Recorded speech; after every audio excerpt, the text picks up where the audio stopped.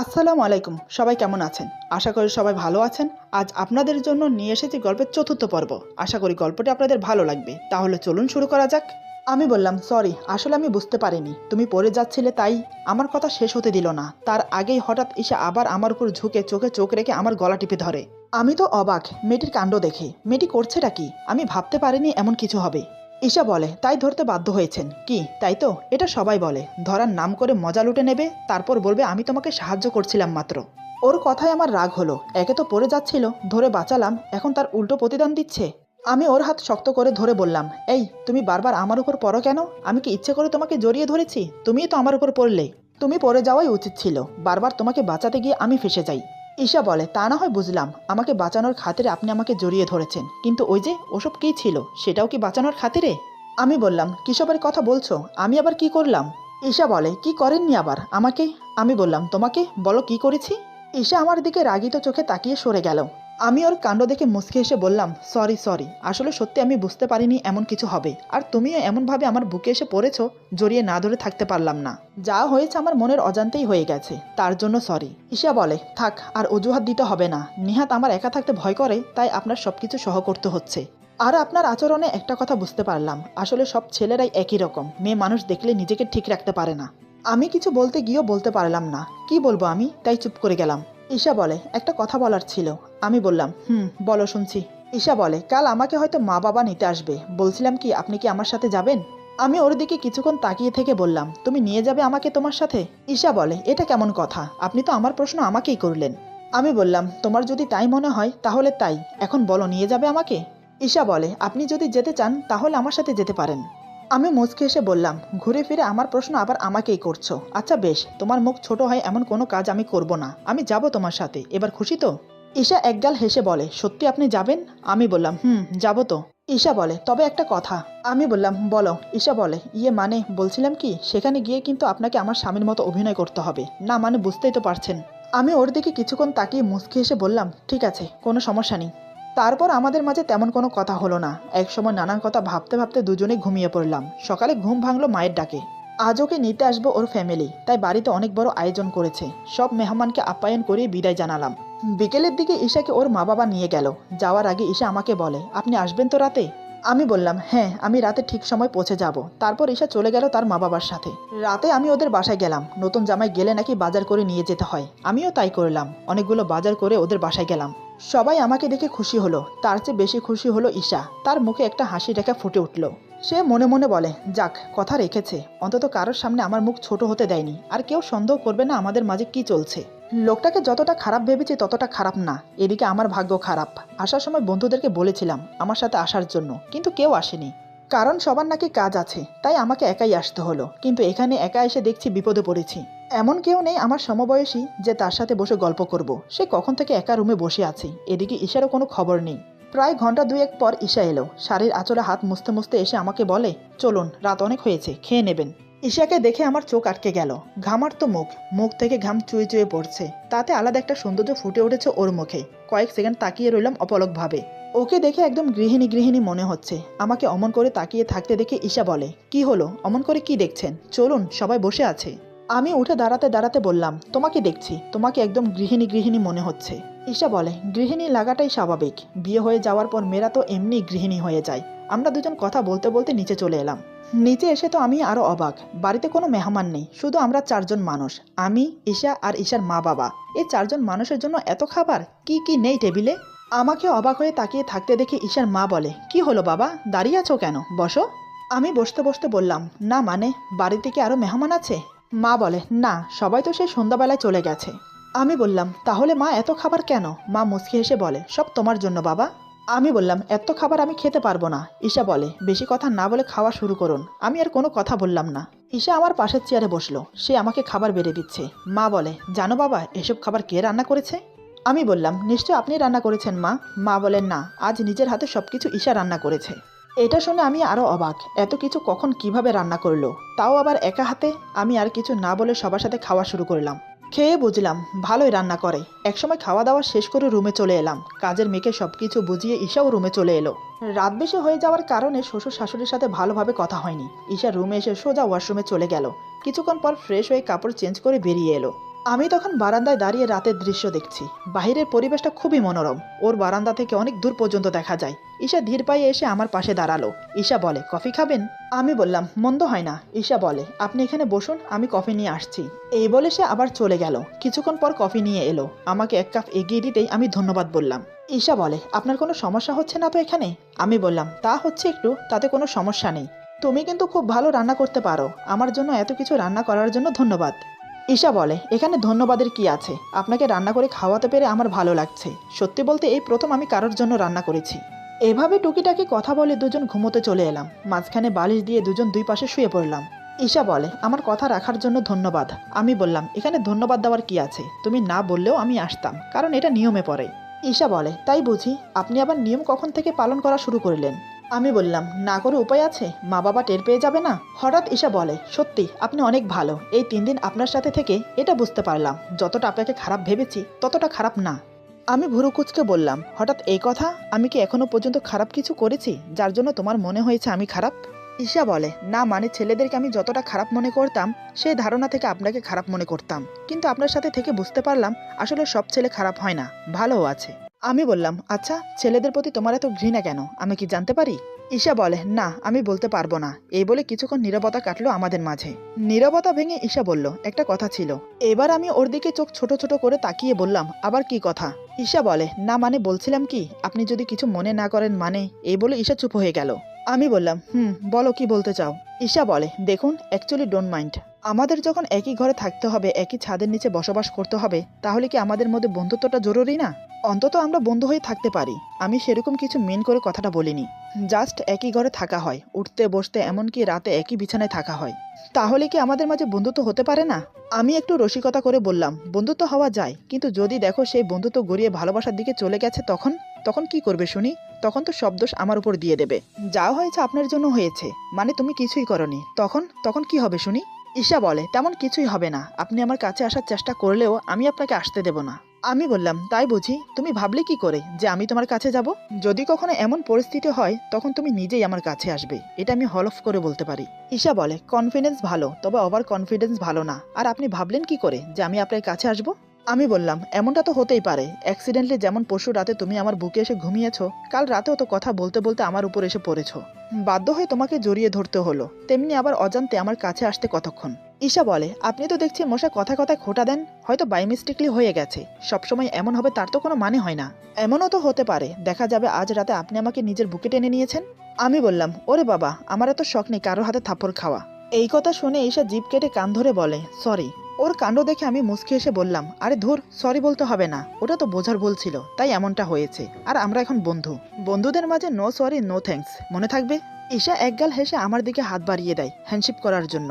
আমি মুখে হাসি ফুটিয়ে হাত মিলালাম, হাত ধরে ছাড়ার বদলে ধরেই রাখলাম। দুজন দুজনের চোখের দিকে তাকিয়ে বসে আছি, হাত ছাড়ার কোনো নামগন্ধই নেই। আমি মনে মনে ভাবছি, কি নরম তুলতুলে হাত, ইচ্ছে করছে সারাক্ষণ ধরে থাকি। এদিকে ঈশা মনে মনে ভাবছে, লোকটাকে যত দেখছি ততই মুগ্ধ হচ্ছি, যতটা খারাপ ভেবেছি ততটা খারাপ না। সত্যি মানুষের উপরে দেখে ভেতরটা চেনা যায় না, তার ভেতরটা বুঝতে হলে তার সাথে বন্ধুত্ব করতে হয়, তার সাথে ভালোভাবে মিশতে হয়, তাহলে বোঝা যায় মানুষটা কেমন। হঠাৎ কি মনে হতে ঈশা লজ্জা পেয়ে হাত ছাড়িয়ে নেয়। দুজন প্রাপ্তবয়সী ছেলে মেয়ে একসাথে থাকলে যা হয় আর কি। তার উপর আমরা হলাম স্বামী স্ত্রী। একসময় দুজন ঘুমিয়ে পড়লাম। সকালে ঘুম ভাঙলো ঈশার ডাকে।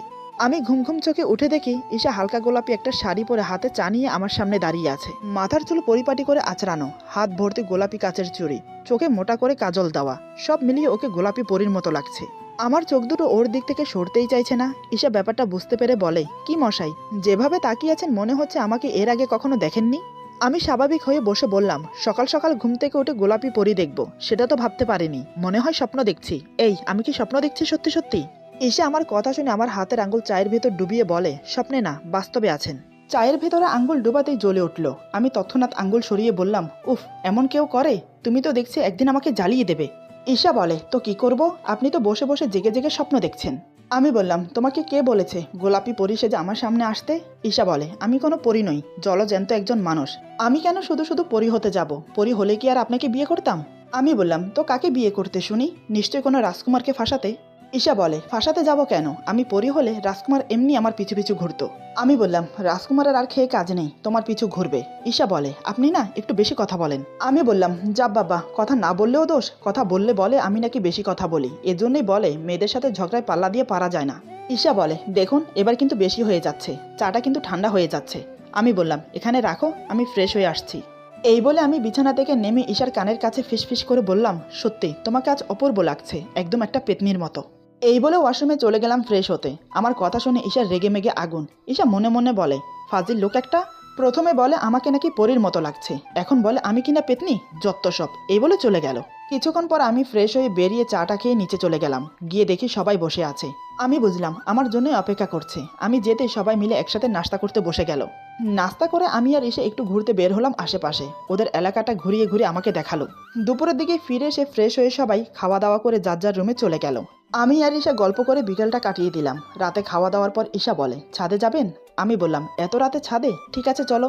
বুঝতে পারছি ওর যেতে ইচ্ছে করছে, তাই আর না করলাম না। দুজন ছাদে গিয়ে রেলিংয়ের পাশে দাঁড়ালাম। বেশ ঠান্ডা ঠান্ডা ভাব, আকাশে পূর্ণিমা চাঁদ, তারাগুলো মিটিমিটি করে জ্বলছে। দেখতে ভারী সুন্দর লাগছে। ঈশা বলে, পরিবেশটা খুব সুন্দর তাই না? আমি বললাম, যা বলেছ। ঈশা বলে, এমন সুন্দর চাঁদনি রাতে ছাদে আসতে আমার খুব ভালো লাগে, কিন্তু। আমি বললাম, কিন্তু কি, ভয় পাও? ঈশা বলে, আরে না, ভয় পেতে যাব কেন, আসলে তেলাপোকার জন্য। আমি অবাক হয়ে বললাম, তেলাপোকা? ঈশা বলে, হ্যাঁ, আমাদের ছাদে অবশ্য নেই, পাশের ছাদ থেকে উড়ে আসে।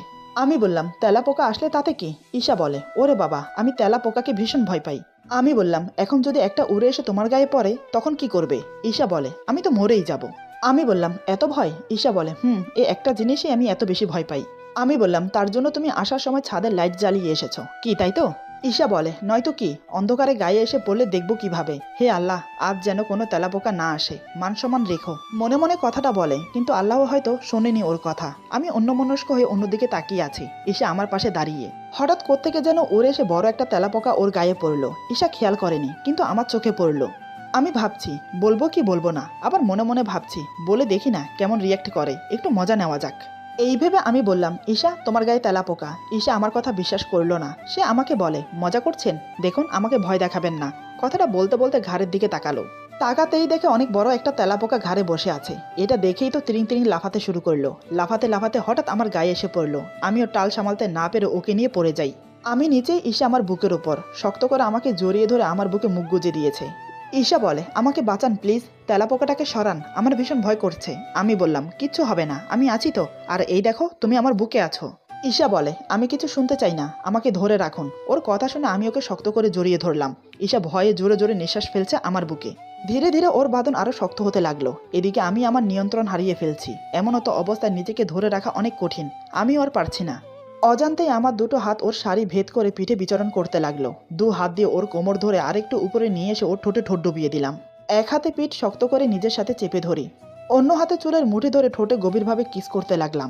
এমনভাবে আঁকড়ে ধরলাম ওর ঠোঁট যে নিজেকে ছাড়াতেও পারছে না। দু হাতে আমার বুক খামচে ধরেছে। ওর নখ ফুটে যাচ্ছে আমার বুকে, সেদিকে আমার কোনো খেয়ালই নেই। ঈশার নিঃশ্বাস বন্ধ হয়ে আসছে। সে আর পারছে না, নিজেকে ছাড়ানোর অনেক চেষ্টা করছে, কিন্তু তাও পারছে না।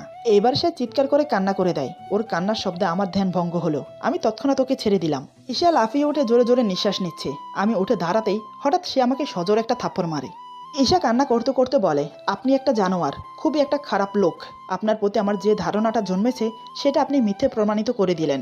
যে বিশ্বাসটা জমেছে সেটা এক নিমেষে ভেঙে দিলেন। ছি, সুযোগ পেলেই বুঝি সদ্ব্যবহার করতে হয়। আমরা মেয়ে বলে কি মানুষ না? মেয়ে দেখলেই কি আপনাদের মতো ছেলেদের নেশা জেগে ওঠে? আমি আপনাকে কখনো ক্ষমা করব না। এই বলে কান্না করতে করতে দৌড়ে চলে গেল। আমি সেখানে পাথরের মুক্তির মতো দাঁড়িয়ে আছি। ওর কথায় আমি কিচ্ছু মনে করিনি। ওর উপর রাগও হচ্ছে না আমার, কিন্তু রাগ হচ্ছে নিজের প্রতি। আসলে দোষটা আমার, আমি নিজেকে কন্ট্রোল করতে পারিনি। কিন্তু আমি এবার কি করব? প্রতিবার মেয়েটা যদি আমার বুকে এসে ঝাঁপিয়ে পড়ে, তাহলে আমি পুরুষ হয়ে কি করে নিজেকে আটকাবো? নিজের প্রতি নিজেরই রাগ হচ্ছে এখন। বারবার একই ভুল করছি আমি। ও তো ঠিকই বলেছে, আমি একটা জানোয়ার। মাথা ফেটে যাচ্ছে আমার রাগে। তাই আর নিজেকে ধরে রাখতে পারলাম না। ছাদের রেলিংয়ের সাথে দু হাত দিয়ে দুটো ঘুষি মারলাম। তাতেই দু হাত ফেটে রক্ত পড়তে লাগলো। সেদিকে আমার কোনো খেয়াল নেই। কোন মুখে দাঁড়াবো আমি ঈশার সামনেই? দু হাতে মাথার চুল খামচে ধরে রেলিংয়ের সাথে হেলান দিয়ে বসে পড়লাম। ইচ্ছে করছে না নিচে যেতে। শ্বশুর বাড়িতে এসে এমনটা করা আমার একদম উচিত হয়নি। চলেও যেতে পারবো না, তাহলে ঈশার মুখ ছোট হয়ে যাবে। নিজেরও একটা মান সম্মান বলে কিছু আছে। সেখানেই বসে দু হাঁটুর উপর হাত ভাঁজ করে দিয়ে মুখ গুজে বসে রইলাম। চোখ থেকে টপ টপ করে জল পড়ছে কোলে। পুরুষ মানুষ সহজে কান্না করে না। যখন সে অসহায় হয়ে যায়, অতিরিক্ত কষ্ট পায়, তখন সে কান্না করে। আমাকে কেউ কষ্ট দেয় না, বরং আমি সবাইকে কষ্ট দিয়ে নিজেই কান্না করি। কেন হয় আমার সাথে এমন? রেলিংয়ের পাশে বসে মনে মনে এসবই ভাবছি। এদিকে ঈশা রুমে গিয়ে শুয়ে শুয়ে কান্না করছে। ও ভাবতে পারেনি আমি ওর সাথে এমন করব। ঈশা মনে মনে বলে, হে আল্লাহ, কেন হয় আমার সাথে এমন? আমার জানা মতে আমি তো কারোর কোনো ক্ষতি করিনি, তাহলে কেন বারবার আমার সাথে এমন হয়? একবার তো নিজের সর্বোচ্চ হারিয়ে শূন্য হয়ে গেছি, সেই পরিস্থিতির মুখোমুখি কেন বারবার হতে হয়? তার চেয়ে বরং তুমি আমাকে উঠিয়ে নাও। আমি আর চাই না এই নরকের দুনিয়ায় থাকতে, যে দুনিয়ার ছেলেরা মেয়েদেরকে সম্মানের বদলে অসম্মান করতে ব্যস্ত থাকে। আমি আর পারছি না এসব নিতে। এসব ভাবছে আর কান্না করছে। ভাগ্যিস তখন বাড়ির সবাই ঘুমিয়ে গেছে, তা না হলে কি যে হতো কে জানে। এভাবে প্রায় অনেকটা সময় কেটে যায়। ঈশা কান্না করতে করতে ক্লান্ত হয়ে পড়ে। বিছানা থেকে উঠে চোখে মুখে পানি দিয়ে ফ্রেশ হয়ে নেয়। ঘড়ির দিকে তাকিয়ে দেখে রাত 2টো বাজে, অথচ আমি এখনো রুমে আসিনি। ঈশার ইচ্ছা করছেন আমার সাথে কথা বলতে, কিন্তু না বলেও উপায় নেই, কারণ আমি বর্তমান ওর বাড়িতে। আমার সাথে কথা না বলা, আমাকে অবহেলা করা, এটা খারাপ দেখায়। তাই সে ইচ্ছা না থাকা সত্ত্বেও আমাকে ডাকতে আসে। এদিকে আমি কান্না করতে করতে কখন যে ঘুমিয়ে পড়েছি ওভাবে আমি নিজেও জানি না। চোখের জলে আর হাতের রক্ত মিশে জামা কাপড় ভিজে গেছে। ঈশা এসে দেখে আমি রেলিংয়ের সাথে হেলান দিয়ে মাথা নিচু করে বসে আছি। সে ধীরে ধীরে আমার সামনে এসে দাঁড়ায়। সামনে এসে দাঁড়াতেই চমকে ওঠে। হাত থেকে এখনো একটু একটু করে রক্ত পড়ছে। অনেকটা জায়গা জুড়ে রক্তে ভেসে আছে। এটা দেখে ওর মনের ভেতর মোচড় দিয়ে উঠল। মুহূর্তে ওর রাগ অভিমান সব উধাও হয়ে গেল। সে মনে মনে বলে, ওনার তো একার দোষ নেই, আমারও তো দোষ আছে। আমি বারবার ওনার বুকে ঝাঁপিয়ে পড়ি, কাজটা হয়তো আমি ঠিক করিনি। ঈশা আর ভাবতে পারছে না। সে চট করে আমার হাত ধরে ডাকতে লাগলো। ঈশা বলে, এই যে শুনছেন? ওর হাত ধরে ঝাঁকানিতে আমি মাথা তুলে ওর দিকে তাকাই। দেখে কান্না করতে করতে আমি চোখ মুখ ফুলিয়ে ফেলেছি। এটা দেখে ওর খুব মায়া হলো, কিন্তু সে মায়া প্রকাশ না করে রাগে ফেটে পড়ল আমার উপর। ঈশা চেঁচিয়ে বলে, কি করেছেন আপনি? হাত কিভাবে কেটে গেল? দেখুন তো কতটা রক্ত পড়েছে হাত থেকে। কি ভাবেন আপনি নিজেকে? এসব করলে সব ঠিক হয়ে যাবে? কেন এমন করলেন আপনি? আমার উপর রাগ করে নিজেকে আঘাত করলেন? কেন করলেন এমন? এখন উঠুন, ঘরে চলুন। আমি হাঁ করে ওর দিকে তাকিয়ে রইলাম, কোনো কথা বললাম না, কারণ ঈশা কান্না করছে। ওর চোখের পানি দেখে কিছু বলার সাহস পেলাম না। ঈশা আমাকে টেনে তুলে হাত ধরে রুমে নিয়ে গেল। তারপর ওয়াশরুমে নিয়ে গিয়ে আমার শরীর থেকে টি শার্ট খুলে ফেললো। টি শার্ট খুলতেই দেখে নখের আঁচড়ের দাগ রক্ত জমাট বেঁধে আছে। বুঝতে বাকি রইল না এই দাগ ওরই করা। ঈশা অশ্রু ভেজা নয়ন নিয়ে একবার আমার দিকে তাকালো, তারপর বুকের দিকে তাকিয়ে অজান্তে হাত বুলাতে লাগলো সেখানে। ঈশা বলে, খুব লেগেছে না? আমি কিচ্ছু বললাম না, ওর চোখের দিকে তাকিয়ে রইলাম। সত্যি মেয়েদেরকে বোঝা বড় দায়, কখন তারা কী রূপ ধারণ করে বলা যায় না। ঈশা ছোট্ট একটা টাওয়াল ভিজিয়ে আমার শরীর মুছে দিল, কাপড় এনে দিল চেঞ্জ করার জন্য। আমি কাপড় চেঞ্জ করে ওয়াশরুম থেকে বের হতে ঈশা আমার হাত ধরে খাটে বসিয়ে দিল। তারপর ফাস্টিং বক্স খুলে হাতে মেডিসিন লাগিয়ে ব্যান্ডেজ করে দিল। 2টো ব্যথার ওষুধ খুলে দিল খাওয়ার জন্য। আমি চুপচাপ খেয়ে নিলাম। তারপর বালিশ ঠিক করে আমাকে শুইয়ে দিয়ে সেও শুয়ে পড়ল। ঈশা আমার দিকে ফিরে শুয়ে আছে, কিন্তু আমি অন্য দিকে ফিরে শুয়ে রইলাম। ওর চোখে চোখ রাখার ক্ষমতা নেই আমার। নিজেকে খুব অপরাধী মনে হচ্ছে। নানান কথা ভাবতে ভাবতে দুজন ঘুমিয়ে পড়লাম। বেশি রাত করে ঘুমানোর জন্য সকালে আমাকে আর ডাকিনি। আমার ঘুম ভাঙলো দিনের 12টা বাজে। আমি উঠে কোনোরকম ফ্রেশ হয়ে বিছানায় হেলান দিয়ে বসে আছি। ততক্ষণে ঈশা আমার জন্য রুমে নাস্তা নিয়ে এলো। আমার পাশে একদম আমার গা ঘেঁষে বসলো। আমি কিছু না বলে একটু সরে বসলাম। ঈশা ব্যাপারটা বুঝতে পেরেও কিছু বলল না। আমার 2 হাতে ব্যান্ডেজ করা, কিভাবে খাবো এটা বুঝতে পেরে ঈশা নিজের হাতে আমাকে খাইয়ে দিতে লাগলো। আমিও কিছু না বলে চুপচাপ খেয়ে নিলাম। একবারের জন্য ওর মুখের দিকে তাকাইনি, নিচের দিকে তাকিয়েছিলাম। এসে আমাকে নাস্তা খাইয়ে মেডিসিন খাইয়ে দিয়ে নিচে চলে গেল। সেও আমার সাথে কথা বলছে না। দুপুরের দিকে সবাই খেতে বসে আমাকে খুঁজছে। ঈশা বলে, ওনার শরীর একটু খারাপ, হাতে একটু ব্যথা পেয়েছে। এটা শুনে তো আমার শ্বশুর শাশুড়ি দুজনেই অবাক। হাতে কি করে ব্যথা পেলাম এটাই যেন তাদের মাথায় আসছে না। আমার শ্বশুর বলে, সে কি রে, কখন কিভাবে ব্যথা পেল? ঈশা বলে, কাল রাতে তোমরা ঘুমিয়ে যাওয়ার পর আমরা একটু ছাদে গিয়েছিলাম। সেখানে দরজার চিপায় 2 হাত আটকে গিয়ে ব্যথা পেয়েছে। অনেকটা কেটে গেছে 2 হাতে। আমি মেডিসিন লাগিয়ে ব্যান্ডেজ করে দিয়েছি। বাবা, তুমি একজন ডাক্তার ডেকে নিয়ে আসো। মা বলে, তোর আকল জ্ঞান বলতে কিছু আছে? রাতে ছেলেটার হাত কেটেছে, আর তুই আমাদেরকে এখন বলছিস? ছেলেটা মনে মনে কি ভাবছে বলতো? বাবা বলে, আমি এখনই ডাক্তারকে ফোন করছি। এই বলে বাবা উঠে চলে গেল ডাক্তারকে ফোন করতে। এদিকে হাতের ব্যথায় আমার গায়ে জ্বর এসেছে, তাই আমি চাদর মুড়ি দিয়ে শুয়ে আছি। প্রায় আধা ঘন্টা পর ডাক্তার এলো। আমার হাতের ব্যান্ডেজ খুলে আবার নতুন করে মেডিসিন লাগিয়ে ব্যান্ডেজ করে দিল।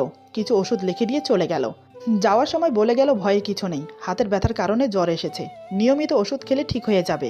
আর হ্যাঁ, কিছুক্ষণ পরপর মাথায় পানি পটি দেবেন, তাহলে জ্বর তাড়াতাড়ি কমে যাবে। এই বলে ডাক্তার চলে গেল। আমি চোখ বন্ধ করে শুয়ে আছি। চোখ খুলে তাকাতে পারছি না, চোখ দুটো খুব জ্বালা করছে। ডাক্তারের পিছু পিছু আমার শ্বশুর শাশুড়ি চলে গেল। ঈশা ঠায় দাঁড়িয়ে আমাকে দেখতে লাগলো। সে মনে মনে বলে, যা হয়েছে আমার জন্য হয়েছে।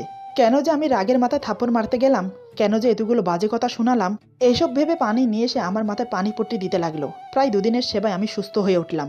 এরই মধ্যে এসে আমার কাছে ক্ষমা চেয়ে নিয়েছে।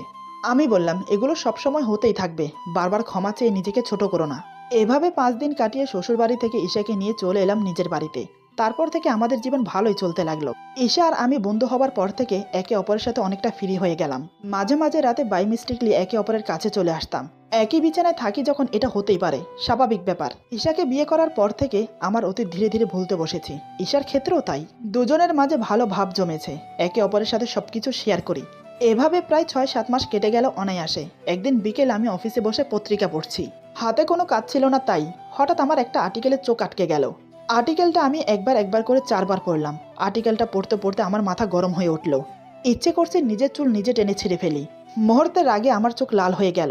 কেন বারবার একই জিনিস ঘটে? কেন আমার সামনে এসব পড়ে? কি হচ্ছে এসব? এরপর যা হলো। আজকের গল্প এখানে সমাপ্ত। গল্পের বাকি অংশ পেয়ে যাবেন আগামী পর্বে। সবাই ভালো থাকবেন, সুস্থ থাকবেন। আল্লাহ হাফেজ।